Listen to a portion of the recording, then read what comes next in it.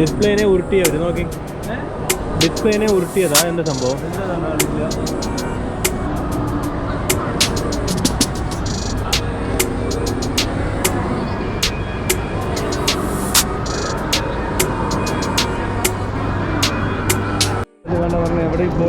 ഇത് ഞാൻ പറഞ്ഞപ്പോ നിങ്ങൾ പറഞ്ഞത് ആലോചിക്കണോ നോക്കട്ടെ.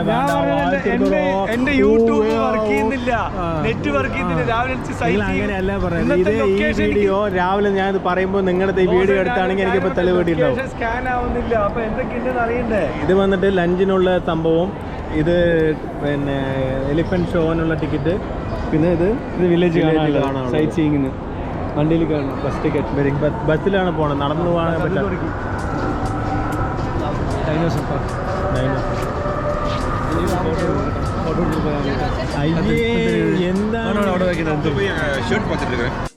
പട്ടായയിലെ ഒരു ഫേമസ് വില്ലേജാണ് ഈ നോങ്നൂച്ച് വില്ലേജ് പറയുന്നത്. അവിടെയുള്ളൊരു ഗാർഡനാണ് ഞങ്ങൾ കാണാൻ പോയത്.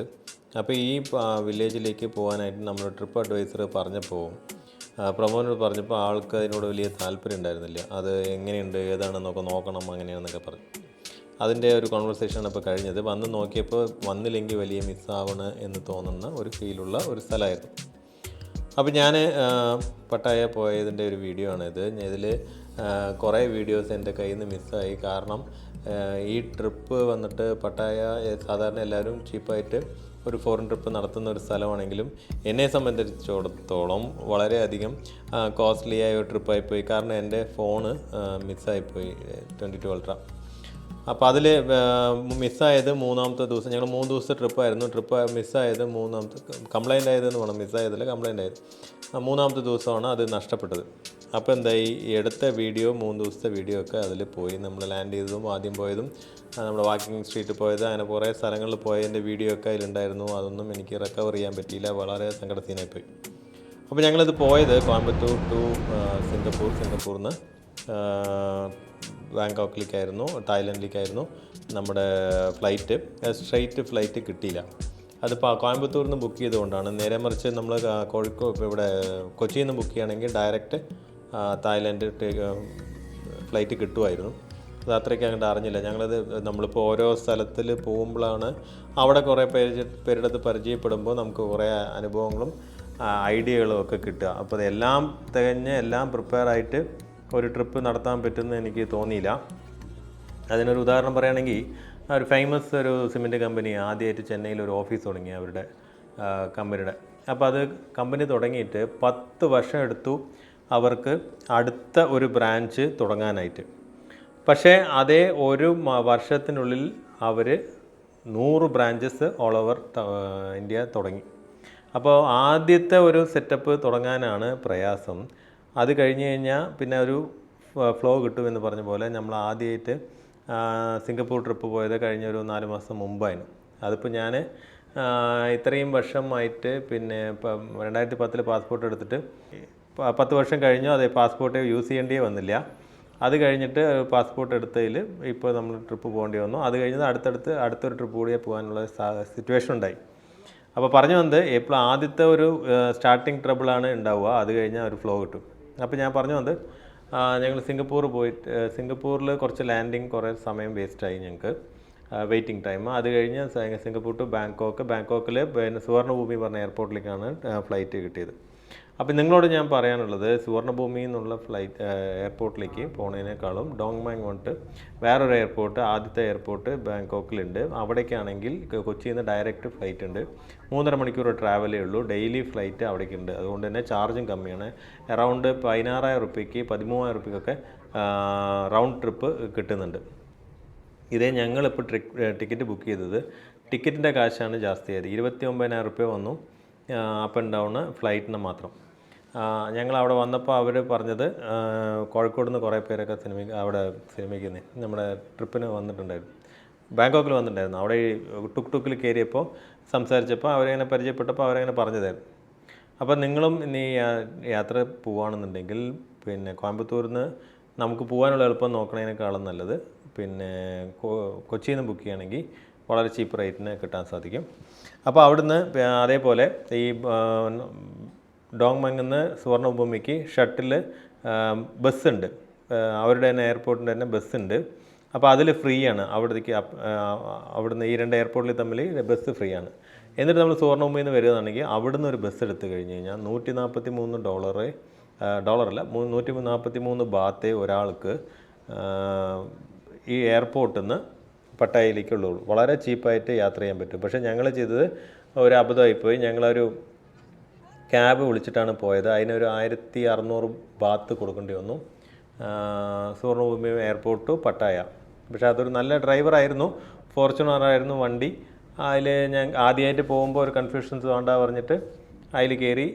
പിന്നെ എല്ലാപ്പോഴും ഒരു കാര്യം പറയാനുള്ളത്, സിംഗപ്പൂറായിട്ട് കമ്പയർ ചെയ്യുമ്പോൾ ബാങ്കോക്കിൽ കുറച്ച് ജാസ്തിയായിട്ട് ഫെയർ ആണെങ്കിലും ഒരു സാധനത്തിന് വിലയാണെങ്കിലും പറഞ്ഞു എന്ന് വെച്ച് കഴിഞ്ഞാൽ നമുക്ക് ബാർഗെയിൻ ചെയ്യാൻ പറ്റും. അവർ നമ്മളോട് കടുത്ത ഭാഷയിലൊന്നും സംസാരിക്കില്ല. അപ്പോൾ ഒരു 500 ബാത്ത് പറഞ്ഞൊരു സാധനത്തിന് നമുക്ക് വേണമെങ്കിൽ 100 ബാത്തിന് ചോദിക്കാം. പിന്നെ അതൊരു ഡീലായിട്ട് ഒരു 200, 220 ബാത്ത്, 250 ബാത്തിനൊക്കെ ആ സാധനം കിട്ടും. നേരെ മറിച്ച് സിംഗപ്പൂറാണെങ്കിൽ നമുക്ക് അവിടെ ബാർഗെയിൻ ചെയ്ത് കഴിഞ്ഞാൽ നമ്മളവർ പുച്ഛിക്കും. വേണമെങ്കിൽ എടുത്താൽ മതി എന്നായിരിക്കും അടുത്ത വാക്കിനുള്ള ഭാഷ. പക്ഷേ വളരെയധികം നമുക്ക് ബഹുമാനം തരുന്ന ഒരു സ്ഥലമായിട്ട് എനിക്ക് പിന്നെ പട്ടായ തോന്നി. നമ്മൾ കൊടുക്കുന്ന പൈസയ്ക്ക് അവർ ബഹുമാനിക്കുന്നുണ്ട്. പൈസ വാങ്ങിക്കുമ്പോൾ തന്നെ കൈകൂപ്പിയിട്ട് തൊഴുതിട്ടൊക്കെയാണ് വാങ്ങിക്കുന്നത്. അത് വളരെ ഒരു പോസിറ്റീവ് വൈബായിട്ട് എനിക്ക് തോന്നി. അപ്പോൾ ഞങ്ങൾ ഈ പിന്നെ ക്യാബ് എടുത്തിട്ട് എയർപോർട്ടിൽ നിന്ന് പട്ടായയിലേക്ക് പോയി. പോണ വഴിക്ക് തന്നെ ടൈഗർ പാർക്കും പിന്നെ അതല്ലാണ്ട് ഫ്ലോട്ടിംഗ് മാർക്കറ്റിലേക്കും പോയിട്ടാണ് ഞങ്ങൾ ഈ പറഞ്ഞ മാതിരി ടൗണിൽ പോയിട്ട് റൂം എടുത്തത്. അത് ഞങ്ങൾ പോയ സമയം അവിടെ ഫയർ ഫെസ്റ്റിവൽ നടക്കുന്ന ഒരു സമയമായിരുന്നു. അത് വർഷത്തിലൊരിക്കൽ നടക്കുമെന്ന് വിചാരിക്കുന്നു. അത് നമ്മുടെ പിന്നെ ബാങ്കോക്ക് ബീച്ചിൽ വലിയൊരു പിന്നെ നമ്മുടെ തൃശ്ശൂർ പൂരന്മാരി ഒരു വെടിക്കെട്ട് ഉത്സവം നടക്കുന്നുണ്ട്. 2 ദിവസം നടക്കുന്നുണ്ട്. അതുകൊണ്ട് തന്നെ ടൗണിൽ എല്ലാ റൂമുകൾക്കും നല്ല തിരക്കുണ്ടായിരുന്നു. ഞങ്ങൾ റൂം ബുക്ക് ചെയ്യാതെ തന്നെ പോയത്, അവിടെ പോയിട്ട് റൂം എടുക്കാമല്ലോ എന്നുള്ളൊരു ഐഡിയയിൽ. അതുകൊണ്ട് തെറ്റൊന്നുമില്ല. അതിപ്പോൾ നമ്മൾ മെയിൻ റോഡിൽ തിരയണതിന് കുറച്ച് പോക്കറ്റ് റോഡുകളിൽ ഇറങ്ങി തിരഞ്ഞു കഴിഞ്ഞാൽ കിട്ടാവുന്നേ ഉള്ളൂ. നമ്മുടെ ഈ ഡ്രൈവർ വളരെ സഹായമായിരുന്നു. ആ വണ്ടിയും കൊണ്ട് എല്ലാ പോക്കറ്റ് റോഡിലും ഞങ്ങളോട് തിരഞ്ഞിട്ട് കണ്ടുപിടിച്ച് റൂം കിട്ടിയിട്ടാണ് പുള്ളി ഞങ്ങളെ അവിടെ നിന്ന് വിട്ടിട്ട് പോയത്. അതേ 1600 ബാത്ത് തന്നെയാണ് വാങ്ങിച്ചത്. ₹1 ആൾ ജാസ്തി വേണം പറഞ്ഞില്ല. അപ്പോൾ ഞങ്ങളായിട്ട് തോന്നിയിട്ട് ടിപ്സായിട്ട് ഒരു 50 ബാത്ത് കൂടി കൊടുത്തു. ആ പുള്ളി വളരെ ഹാപ്പി. ഫോർച്യൂണറായിരുന്നു വണ്ടി. അപ്പോൾ അതുകൊണ്ട് 1000 ബാത്താണ് ഞങ്ങൾക്ക് റൂമിന് റെൻറ്റ് വന്നത്.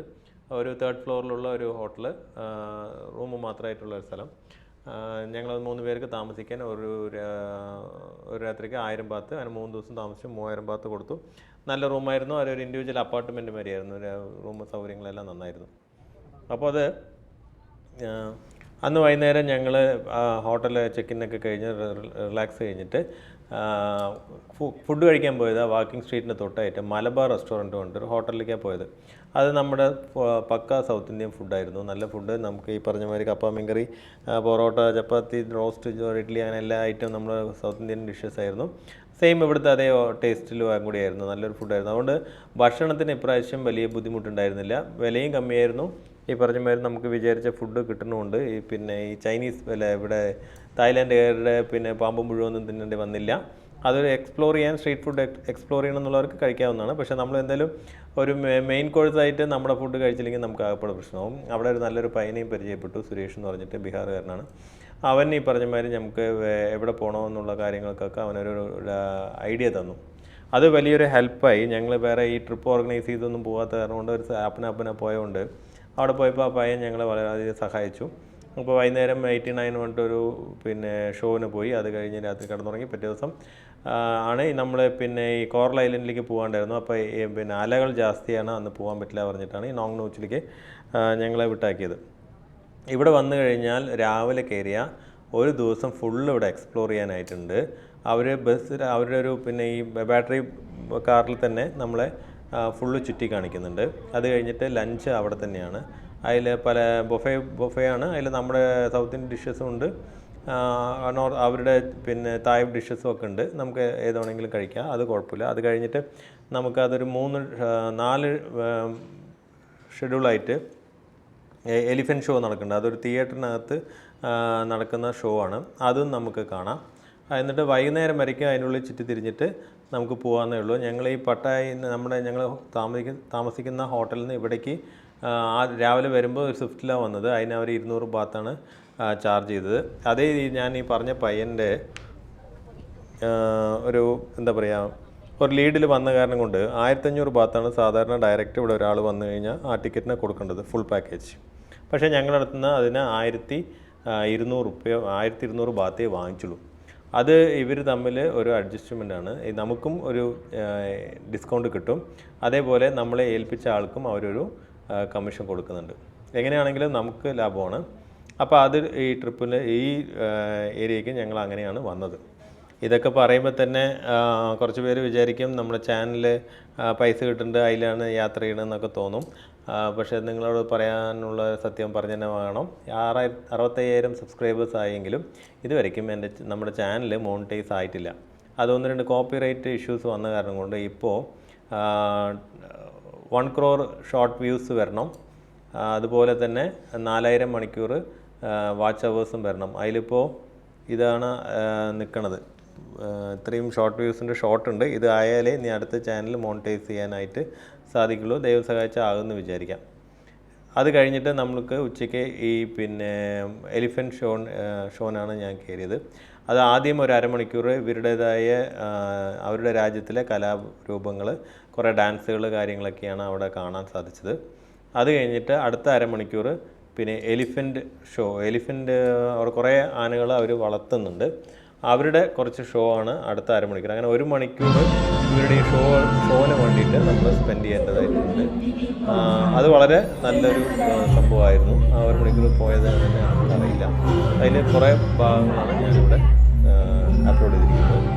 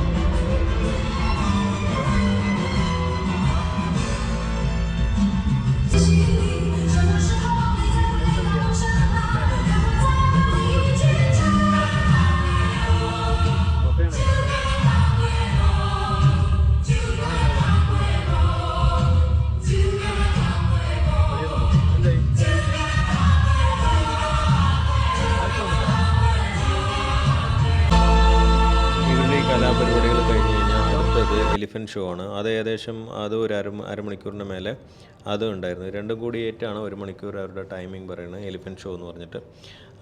Elephant theatre. അപ്പോൾ അത് വളരെ വ്യത്യസ്തമായ ഒരു കലാരൂപങ്ങളും ഈ പറഞ്ഞ മാതിരി ആനകളുടെ ഷോ ഒക്കെ ആയിരുന്നു. ഇതിൽ ഞാൻ എടുത്തതിൽ ഒരു 50% ഉള്ളൂ. കാരണം ഗോപ്രോ ഉള്ളതുകൊണ്ട് എൻ്റെ ഫോണിലുള്ള വീഡിയോസൊക്കെ പോയി.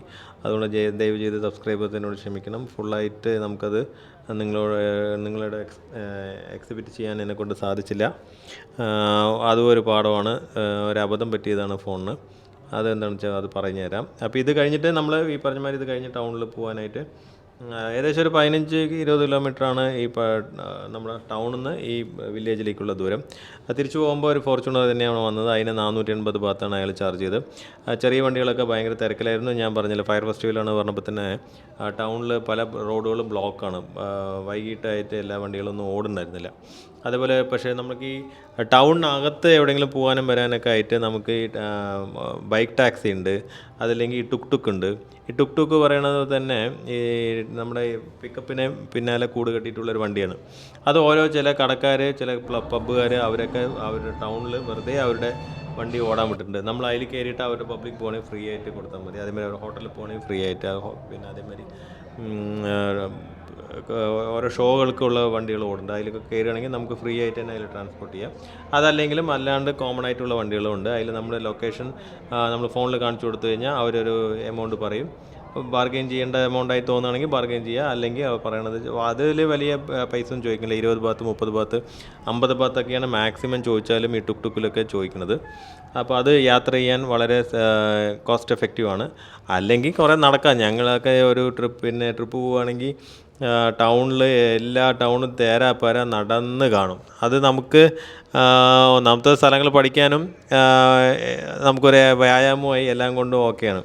പറ്റുന്നതും ഒരു പരിധി വരയ്ക്കും ഒരു 1.5 കിലോമീറ്റർ 2 കിലോമീറ്റർ വൈകൊക്കെ ആണെങ്കിൽ നടക്കണതാണ് നല്ലത്. എന്തുകൊണ്ട് ടൗണ് ശരിക്കും എക്സ്പ്ലോർ ചെയ്യണമെങ്കിൽ നടന്ന് തന്നെ കാണണം. അപ്പോൾ ഞങ്ങളൊരു ദിവസം ഇങ്ങനെ പോയി. അടുത്ത ദിവസം കോറൽ ഐലൻഡിലേക്കാണ് പോകേണ്ടത്. ഫസ്റ്റ് ദിവസം പോയവിടെ നമ്മൾ ഈ പറഞ്ഞ മാതിരി ഫ്ലൈറ്റ് ഡിലേ അല്ല, ഈ വെയിറ്റിംഗ് ഒക്കെ പീരീഡ് കഴിഞ്ഞ് ഞങ്ങൾ എത്താൻ തന്നെ ഉച്ചയായി. 3 ദിവസത്തെ ട്രിപ്പാണ് പ്ലാൻ ചെയ്ത്. ശരിക്കും 3 ദിവസം 4 ദിവസമൊക്കെ ട്രിപ്പ് മതി. അധികം ദിവസമായി കഴിഞ്ഞാൽ നമുക്കും ബോറടിക്കും. ആ പടി ഫ്ലൈറ്റിൻ്റെ ടിക്കറ്റിൻ്റെ റേറ്റ് മാത്രമേ വ്യത്യാസം വരുള്ളൂ. ബാക്കിയുള്ള ചിലവുകളൊക്കെ നമ്മളിപ്പോൾ ഒരു പ്രാവശ്യം പോകണമെങ്കിലും 2 പ്രാവശ്യം പോകണമെങ്കിലും സെയിം തന്നെയാണ് വരുന്നത്. ഈ റൂം പറഞ്ഞതും ഈ നമുക്ക് വളരെ എഫക്റ്റീവ്, വളരെ ചീപ്പായിട്ട് കിട്ടിയിട്ടുണ്ടായിരുന്നു.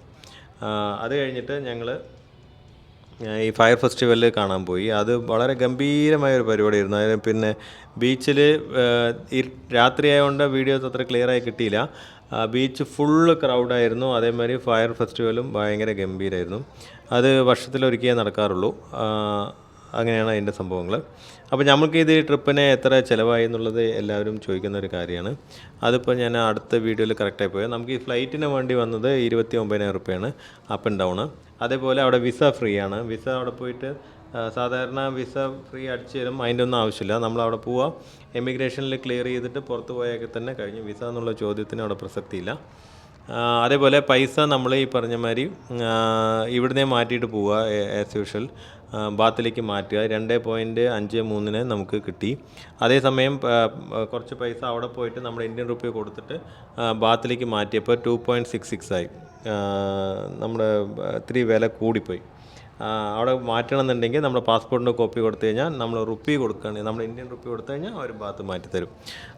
എല്ലാവിടെയും അതൊരു കാര്യമുണ്ട്. നമ്മുടെ കാർഡൊക്കെ പിന്നെ വിസ കാർഡ് ഉണ്ടെങ്കിൽ നമ്മൾ ഷോപ്പിങ്ങിന് പർച്ചേസിനൊക്കെ പറ്റും. ചെറിയ ചെറിയ ചിലവുകൾക്ക് പൈസ തന്നെ വേണ്ടി വരും. അപ്പോൾ അതിന് നമുക്ക് എക്സ്ചേഞ്ച് ചെയ്യാൻ നമ്മുടെ ഇന്ത്യൻ റുപ്പിയോ ഏതെങ്കിലും കറൻസി ഉണ്ടെങ്കിൽ അതിന് പകരം വേറെ കറൻസി കിട്ടും.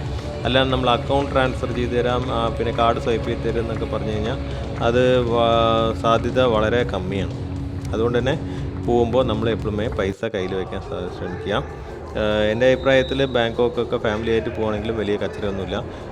ഡീസൻ്റായിട്ടുള്ള സ്ഥലങ്ങളിൽ പോയി ഡീസൻ്റായി വരികയാണെങ്കിൽ ഒരു പ്രശ്നമില്ല. നമുക്ക് ഓർഗനൈസറൊന്നും വേണമെന്ന് തന്നെ ഇല്ല, ഒരു ഐഡിയയിൽ പോയിട്ട് വരാം. ഏതെങ്കിലും മുമ്പ് ഒരാൾ പോയിട്ടുണ്ടെന്നുണ്ടെങ്കിൽ വളരെ ഇന്ന സ്ഥലങ്ങൾ കാണണം എന്നുള്ളൊരു പ്ലാൻ ഉണ്ടെന്നുണ്ടെങ്കിൽ നമ്മളവിടെ ഹോട്ടലിൽ തന്നെ പറഞ്ഞാൽ തന്നെ അവരതിന് വേണ്ട സൗകര്യങ്ങൾ ചെയ്തു തരും. എല്ലാവരും ഈ പറഞ്ഞ മാതിരി നമ്മൾ ടൂറിസ്റ്റ് ഫ്രണ്ട്ലിയാണ്. നമ്മളൊക്കെ പോകുന്നത് തന്നെയാണ് അവരുടെ എന്താ പറയുക ആദായം. അപ്പോൾ അതുകൊണ്ട് അവരും അതുമനുസരിച്ചിട്ട് ബിഹേവ് ചെയ്യുള്ളൂ. നമ്മൾ എങ്ങനെ ബിഹേവ് ചെയ്യണോ അതന്നെ നമുക്ക് തിരിച്ചു കിട്ടുള്ളൂ, അത് എവിടെയാണെങ്കിലും അതെ. അപ്പോൾ ഈ വീഡിയോ നിങ്ങൾക്ക് എല്ലാവർക്കും ഇഷ്ടമായിട്ടാണെന്ന് വിചാരിക്കുന്നു. അടുത്തൊരു വീഡിയോ കൂടിയുണ്ട്, പിന്നെ ഉണ്ടായിട്ടുണ്ട്, അത് അടുത്ത് തന്നെ അപ്ലോഡ് ചെയ്യാം. അപ്പോൾ എല്ലാവരും സപ്പോർട്ട് ചെയ്യണം.